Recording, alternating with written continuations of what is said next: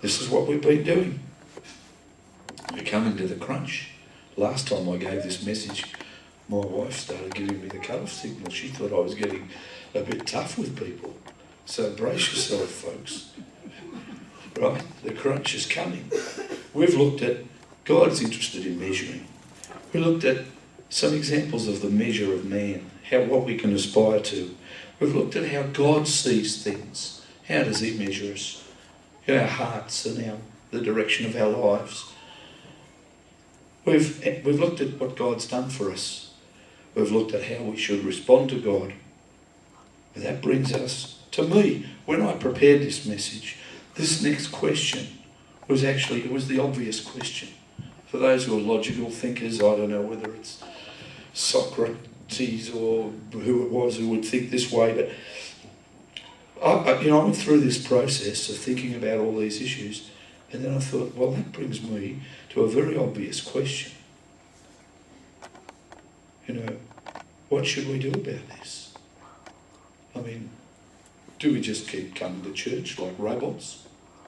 Do we keep going to work and trying to pay the bills? How should we respond? I've been involved in the Emmaus movement. Anybody here been involved in the Emmaus movement at all? Been on Emmaus walks? They're like retreats. At the end of it, they always say to people, the pilgrims as they call them, what have you received, and what are you going to do about it? Well, this is the crunch, folks. What are you going to do about it? God's done it all. God's done it. You hear it at communion messages, you hear it at Christmas, you hear it at Easter, you hear it every Sunday you come to church. But the crunch is, what are you going to do about it? Nobody else can do it. You have to do it. All right? So, here are some of the things that came to mind when I started to contemplate this. Psalm 100, verse 3 tells us that we are his people and the sheep of his pasture. Now, sheep need pasture to survive. He provides our needs. We have to recognise that. We have to recognise that. We should remember to honour God right here and wherever we go, forever. Remember to honour God. He made us for the purpose of worshipping and praising him. Be sure you know what you believe and what you don't believe.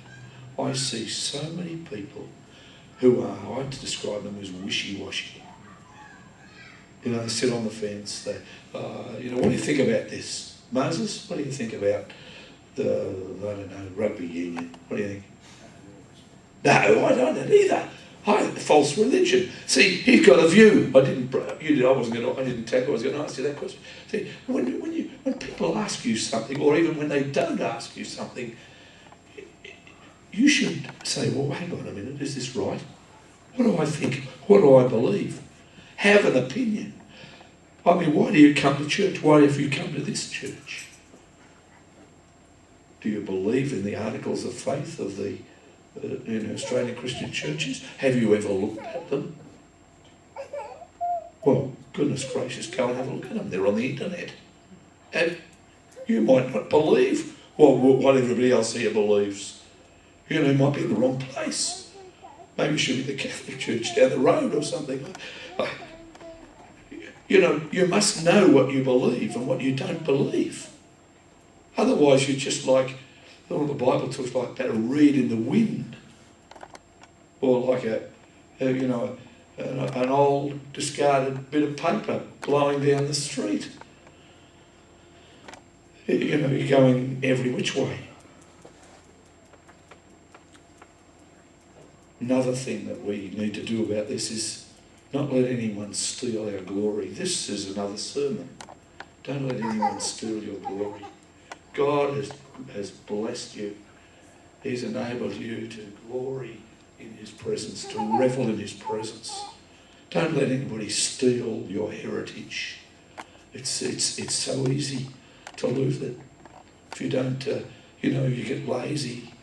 We spoke about this morning, having the wisdom to know which side of the line to go in choices, life choices, and being within the boundaries of God's will. So easy to lose it. So easy. Okay. Finally, remember to do what all the people say. Over the years you've heard pastors say it, and your Bible study teachers have said it, and you know it's true when you read about it, you know, in the church newsletter or all the rest of it. Do you do it? Do you read the Bible every day? I confess I've fallen short. Do you pray?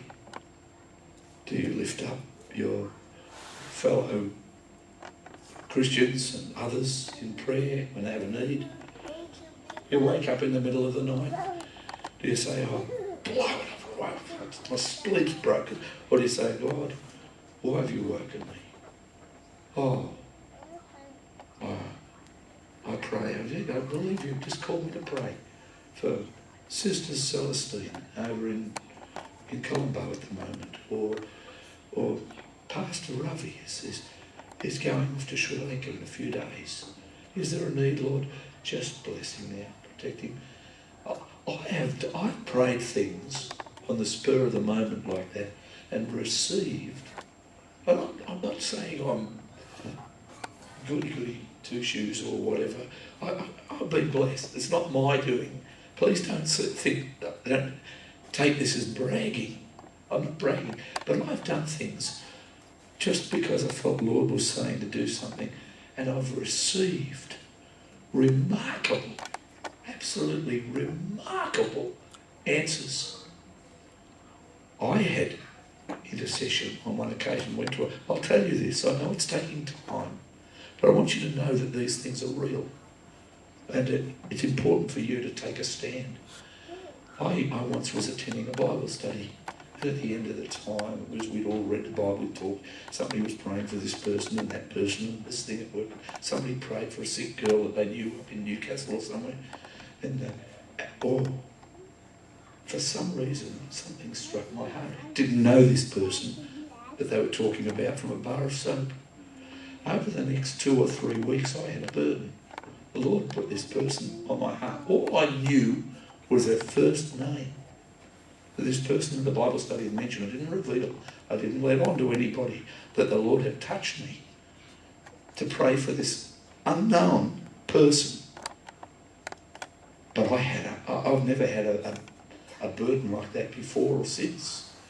I got about tears in my eyes for this. I didn't know why. For this person, a young girl apparently. And I prayed over weeks, and it gradually faded. And I got on with my life. You know, I think it was about 15 years later, something like that, 15 years later, I went down to the coast, down to Nowra, with a friend of mine to do some surveying.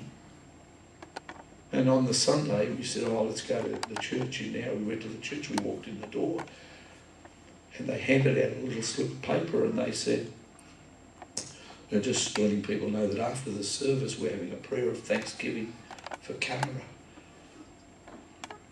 Ding! Bells went off.